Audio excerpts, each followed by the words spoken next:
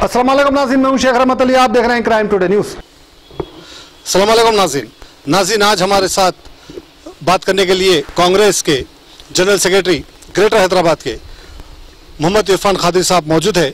इनसे हम मीडिया के ताल्लुक से और जो मोइनाबाद में जो रेप हुआ है और कुछ दिन तक वो बहस चली, लेकिन अभी तक पुलिस की जानिब से कोई ख़ास कार्रवाई नहीं हुई है, इसकी जानिब से हम इसके ताल्लुक से बात करेंगे इरफान खादिर साहब से। इरफान खादिर साहब, सबसे पहले आपका खैर मकदम है कि आप हमारे लिए वक्त निकालें।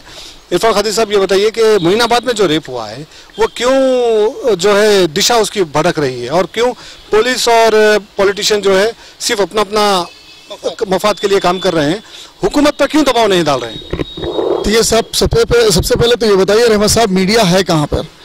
मीडिया जो 2014 से पहले जो मीडिया बोला जाता था, अब वो मीडिया नहीं रहा। अब सिर्फ और सिर्फ जो है इन पॉलिटिशियनों के, माफ़ करना, मैं सोचा था कि बैड लैंग्वेज यूज़ करूँ, लेकिन कुछ ख़वातीन भी जो है इसके लिए देखते हैं, तो ये बस ये कहूँगा कि वो एडवर्टाइजमेंट चैनल हो गए। बस सिर्फ टीआरएस हुकूमत के जो है, जो उनकी अपनी मखबरी और उनके जो है लीडरों की वाहवाही जो है बताने के लिए अब ये मीडिया चैनल काम कर रहे हैं। जैसे कि सैटेलाइट या फिर केबल चैनल में कुछ हद तक लोग हैं, ऐसा नहीं कि सब चैनल है, लेकिन कुछ हद तक है।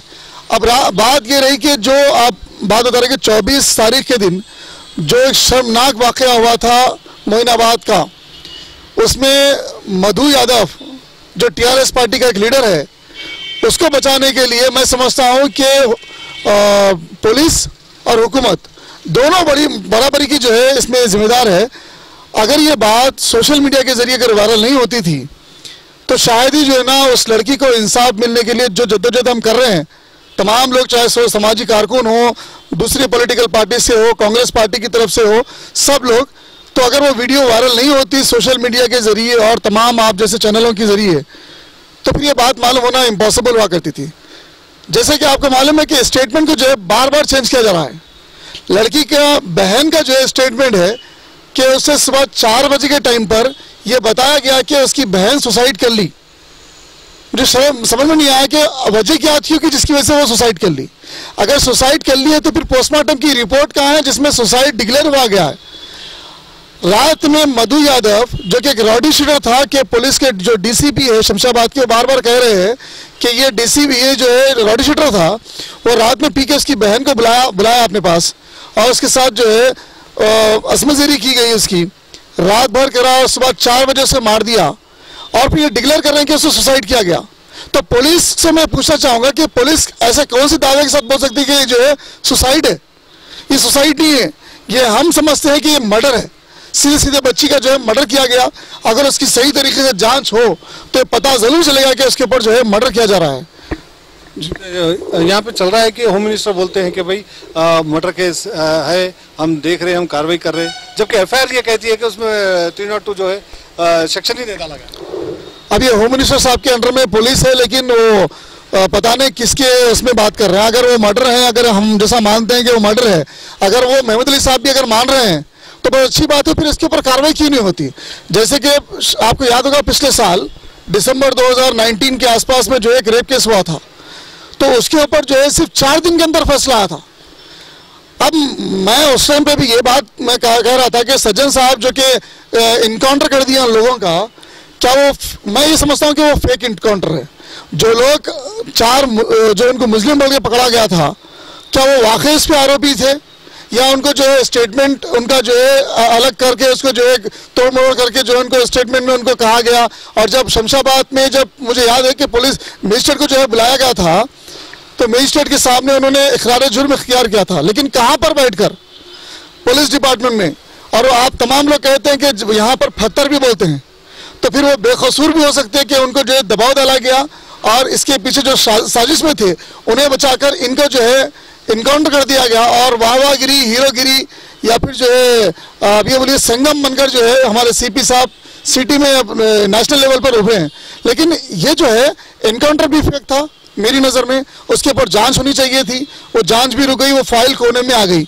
और इसी तरीके से अब का जो वाक़या है मोइनाबाद का रेप केस का, मुझे लगता है कि ये टीआरएस का लीडर होने की वजह से पुलिस भी जो है उसके ऊपर नरम रवैया पेश कर रही है और कहीं ना कहीं पॉलिटिकल जो है उसके ऊपर सपोर्ट है और सज्जन साहब जो कि सिंघम कहा गया था कि औरतों को और महिलाओं को बचाने के लिए बड़े हीरो बन गए थे, लेकिन फिर आज वो उनकी सिंघमगिरी कहाँ है वो समझ में नहीं आ रहा मेरे को कि एक लड़की का ऐसा इस तरह बुरा हाल होता है, इसके ऊपर सिर्फ चार्जशीट में डालते मतलब FIR डालते हैं कि निर्भया एक्ट 376 डाले, और बच्ची माइनर थी जिसमें काम कर रही थी तो चाइल्ड लेबर एक्ट डाले, लेकिन इससे कुछ होने वाला नहीं है। और DCP साहब बोल रहे हैं कि हम PD एक्ट करके जो है इसको रिमांड करेंगे, वो करेंगे।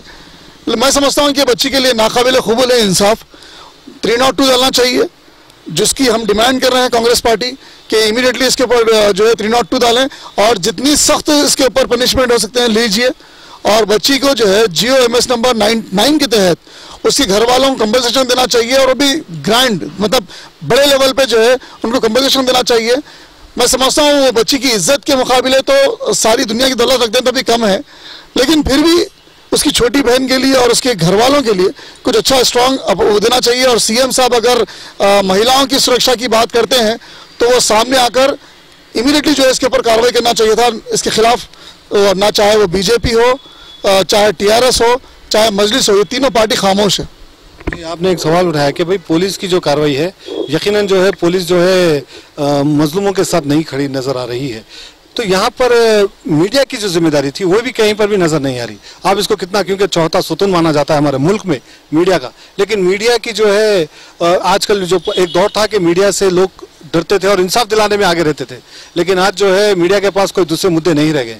आप किसको क्या समझते हैं? देखिए रहमान साहब, मैं भी माजी में जो है मैं सहाफियत से मेरा अपना शुरुआत हुई, और मैं इसलिए बार बार कह रहा हूँ कि आज के दौर में मुझे शर्म आती है कि कभी मैं कहूँ कि भाई मैं सहाफियत से मैं अपना करियर स्टार्ट किया हूँ। कुछ लोकल केबल चैनल्स के ले लो, वो सीधे सीधे इमाम को सपोर्ट करते हैं। आई न्यूज़ लो, वो किसी एक पॉलिटिशियन को, साक्षी लो किसी एक पॉलिटिशियन को। तो मीडिया जो एक इंडिविजुअल होना चाहिए था, इंडिपेंडेंट होना चाहिए था, आज के दौर में मीडिया इंडिपेंडेंट नहीं है, और ये लोग पॉलिटिशियनों के जो है तलवे चढ़ रहे हैं। माफ़ करना, मैं तमाम मीडिया के ऊपर नहीं बोल रहा हूँ, लेकिन कुछ मीडिया जो पॉलिटिशियनों के तलवे चाट रहे हैं उसकी वजह से जो है आज मीडिया को आवाम जो है थू कर रही है उनके ऊपर, बाइकआउट कर रही है उनके ऊपर। और अगर अभी भी उनको अक्ल नहीं आई तो पता नहीं मुल्क का क्या हाल होगा, क्योंकि इस तमाम आवाम का जो है एक भरोसा था मीडिया, तो आज मीडिया जो है अपना भरोसा खो चुकी है। सब बड़ी शर्म की बात है कि मीडिया का ये हाल है।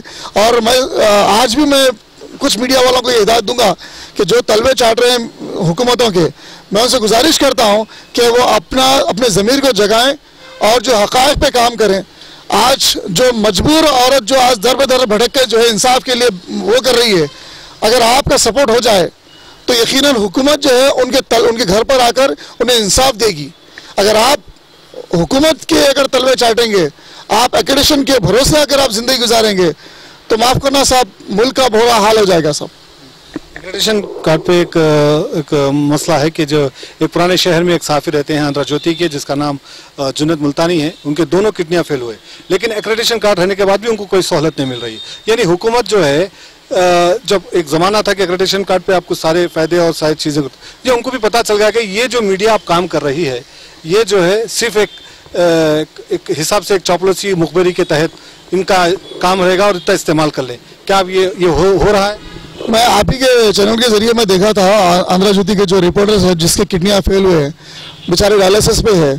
एक समाज के लिए उन्होंने काफ़ी काम किया है, और ये ज़रूरी होता है कि जो हुकूमत है, अगर आप एक्रेडिशन कार्ड जारी कर रहे हैं उसमें अगर आप बेनिफिट रखते हैं तो वो जर्नलिस्ट के लिए जो है फ्री ऑफ कॉस्ट में, चाहे केयर हॉस्पिटल हो, अपोलो हो, या फिर जो बड़े बड़े हॉस्पिटल्स है उसके अंदर उनका फ्री ट्रीटमेंट किया जाए। क्योंकि मैं समझता हूँ कि जर्नलिज्म जो है ये खाने का जरिया नहीं है साहब, ये एक समाज को सुधारने का और एक बेहतरीन राह पर ले जाने का, हुकूमत को सीधे रास्ता बताने का जो एक काम होता है। और वो इदारे में अगर काम करने वाले बंदे की अगर ये हालत है तो हुकूमत संजीदगी के साथ आप जो भी एक्रेडिशन कार्ड जारी कर रहे हैं, तो ये एक्रेडिशन कार्ड में ये बेनिफिट को लाजिम है कि उन्हें जो है अच्छे से अच्छे हॉस्पिटल में, ना कि सरकारी हॉस्पिटल में, बल्कि बेहतरीन हॉस्पिटलों में जो है उनका ट्रीटमेंट किया जाए। और उन्हें ज़हनी सुकून होना चाहिए, क्योंकि ये लोग कम से कम सैलरी में जो है समाज की खिदमत कर रहे हैं बिना किसी मफाद के।